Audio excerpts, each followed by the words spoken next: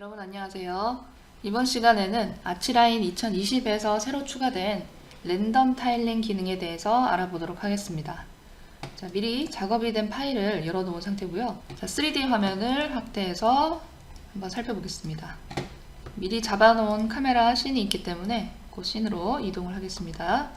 자, 거실을 바라보고 있는 씬이고요.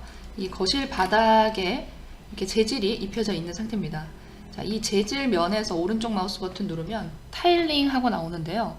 지금 매핑이 된 재질의 형태는 타일은 아니죠. 그냥 맵이 입혀진 상태입니다. 그런데 타일링이라고 나오는 이유는 이것도 타일링 명령의 한 부분이기 때문이에요.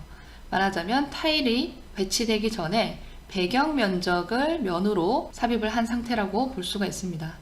그래서 슬라브 위에 매핑이 됐을 때 우클릭하면 혹은 선택하면 슬라브가 선택이 돼야 될 것 같지만 타일링하고 나오는 이유는 슬라브와는 별개로 타일 기능이 진행이 된다는 것을 유추를 해볼 수가 있습니다.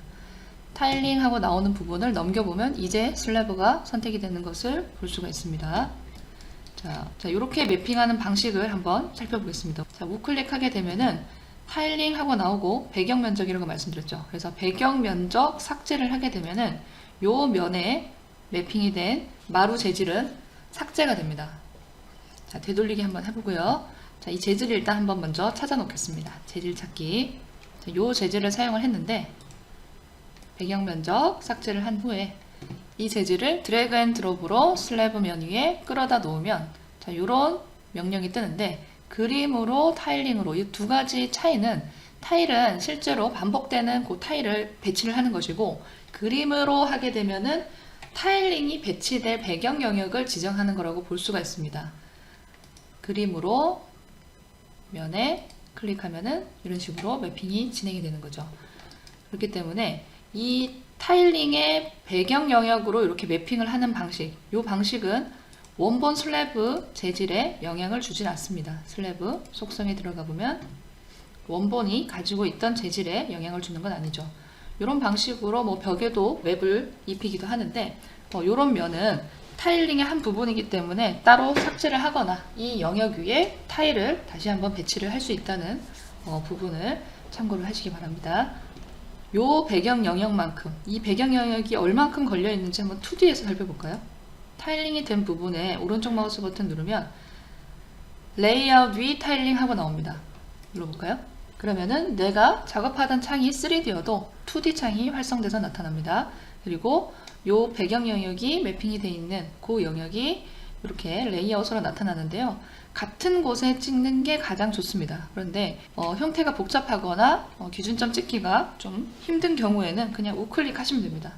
우클릭 혹은 엔터 하시면 원본의 자리로 정확하게 이동을 하게 됩니다. 지금 보면은 줄무늬 해치로 표현되는 이 부분이 배경 영역, 우리 요 재질을 써서 슬래브 면 위에 매핑이 됐던 그 영역입니다. 자, 그리고 타일링 명령이 이어지고 있죠. 타일을 추가하거나 이동하거나 이런 명령들을 사용을 할 수가 있습니다. 타일링에 대해서는 예전 버전에서 작성해 놓은 그 동영상이 있습니다. 그 부분도 참고를 해보시기 바랍니다. 자, 일단 명령을 끝내고요. 요 배경 영역 위에 우리가 타일링을 한번 진행을 해볼게요. 자, 일단 재질을 하나 찾겠습니다. 3D에서 돌, 대리석에서 여기 델리카토 크림이라는 요 대리석을 한번 사용해 볼게요. 재질을 드래그 앤 드롭해서 타일링으로 배치를 해 보겠습니다. 배경 면적 위에 클릭하면 자, 이제는 타일링으로 배치된 것을 볼 수가 있습니다. 자, 그런데 이 텍스처 자체가 가진 문양이 있죠. 이 문양이 일정하게 동일한 방향으로 반복돼서 나타나는 형태로 타일링이 되는데요. 요 반복되는 요 방향에 대해서 이제 랜덤으로 회전을 해주는 기능이 2020에 추가가 됐습니다. 자, 배치된 타일링에서 오른쪽 마우스 버튼 타일 편집 누르게 되면은 타일 속성 창이 나타나는데요. 자, 여기에 랜덤 타일 회전이라고 있습니다. 자, 이거 체크를 하시고 확인, 그리고 다시 한번 타일을 배치를 해주셔야 되는데요. 임의의 위치에 2점을 찍어서 배치를 하겠습니다. 자, 일단 우클릭해서 종료를 하고요. 배치된 타일들이 이제는 랜덤한 방향으로 배치된 것을 볼 수가 있습니다. 자, 그런데 타일의 위치를 우리가 임의의 점을 기준으로 배치를 했기 때문에 타일이 시작하는 시작 모서리의 위치를 다시 한번 지정을 해줘 보겠습니다. 자, 마찬가지로 오른쪽 마우스 버튼 눌러서 레이아웃 위 타일링 진행해 보겠습니다. 아직 2D에서는 배경 면적만 나타나고 이 타일링이 된 패턴은 나타나지 않죠. 레이아웃 위 타일링. 그리고 같은 곳에 지정하기 위해 그냥 우클릭합니다. 자, 그러면은 타일 패턴이 이제 나타나는데요. 타일이 시작하는 모서리가 좀 애매해요. 전 이 모서리를 기준으로 다시 한번 타일을 이동을 시켜주겠습니다. 이동시켜줄 타일 선택하고 모서리 찍고, 자, 이 방향으로 혹은 이렇게 해도 되죠. 클릭.